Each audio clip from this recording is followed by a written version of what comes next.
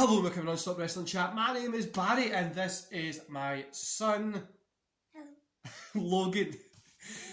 He wanted to be on the show, so I thought I'd let him be on. Anyway, guys, don't forget to hit like, subscribe and that notification bell. Jump down to the comments below and let me know what you thought about what we're here to talk about today, AEW and NXT. Did you enjoy one over the other? Did you enjoy both the same? Anyway, let's get into today's show, what we're here for. And now, I know I've got a bunch of new subscribers and viewers because of my podcast and stuff like that, so we kick off AEW, then we do NXT, and then we kind of talk about both of them. And it's just pretty much, it's my thoughts on it. I like to interact with you guys in the comments about your thoughts on these shows as well. If you have a totally different opinion on me, that's fine as well. Don't think like I'm going to come in the comment and start like calling you names and stuff.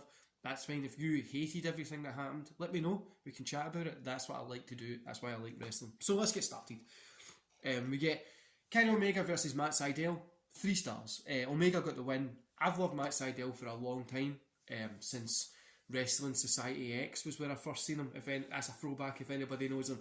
But I thought he was a great wrestler back then, and it's cool to see him here in the AEW. It was a great opener match, 3 stars, and it really was a fun opener. Then you got Hangman Adam Page versus Caesar Bonnie, I think it is.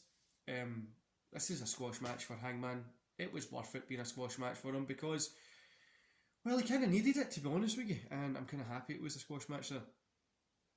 Then we got Britt Baker cutting one hell of a promo. Like, this woman is literally on top of the world in a minute. She's the best in the AEW division, best women's division, and she's the best in the AEW women's division at the minute, and arguably could be the best women's wrestler in the world just now.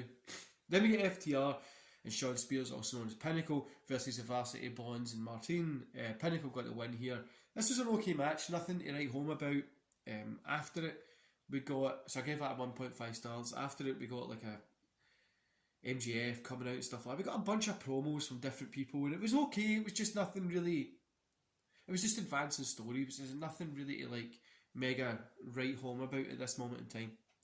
Then we got Lucha Bros and Lardo Kid versus the Young Bucks and Brandon Cutler. Lucha Bros got the win here.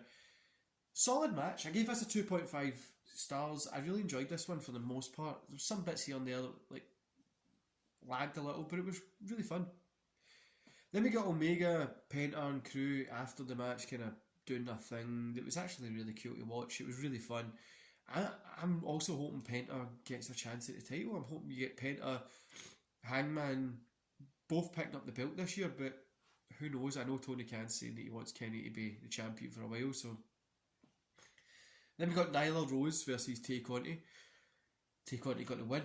I'm a big fan of Tay Conti. I've watched her work for a long time. I've really got more into her in AEW. I think that's where became more readily available to the wider public and even to myself. And yeah, 2.5 stars. I'm glad she got the win and I enjoyed this one.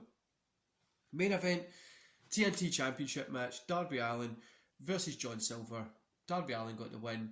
You know, I'm a mark for Darby Allin. I love this guy. I'm a mark for Sting. He's one of my favourites of all time. He came out and yeah, it was fun. You had Allin, you had Sting, and yeah, 3 stars. I love this one. Overall, guys, 2.5 stars for the whole show. It was an okay show. You know, it was enjoyable. I enjoyed AEW. It was fun. Kind of return to normal for the AEW product at the minute. Sometimes it really did feel like for at least the past 4 or 5 weeks, it just wasn't hitting for me. But this one was more enjoyable than normal. NXT, we get Dakota Kai and Gonzalez versus Io Shirai and Zoe Stark.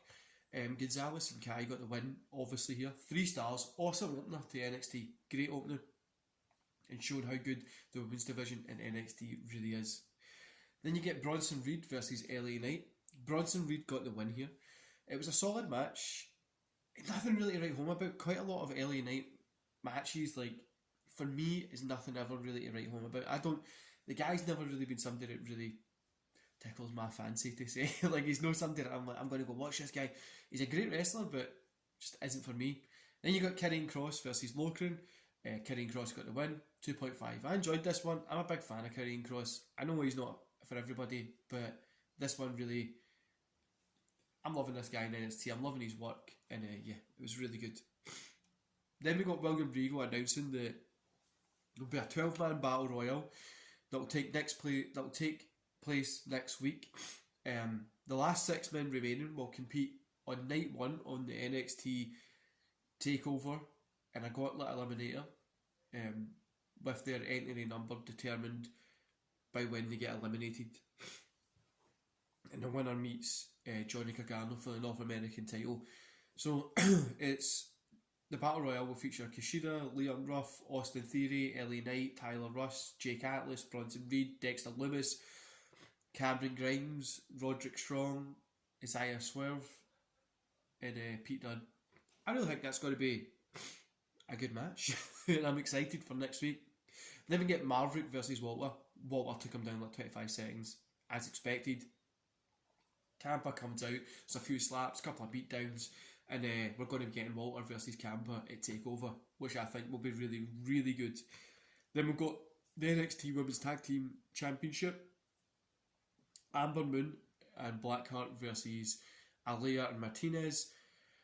Moon and Blackheart win here. I gave this a 2 stars. It was an okay match. It only went on for about 4 minutes, and it was nothing really to write home about.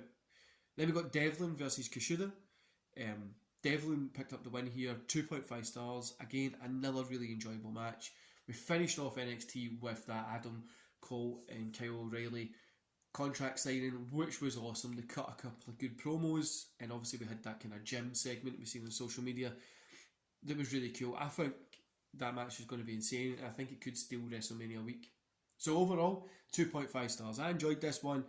Again, just like AEW, it was a good show. It felt like they were back to form. NXT is obviously building for that TakeOver. I don't know why it got so long to come out there.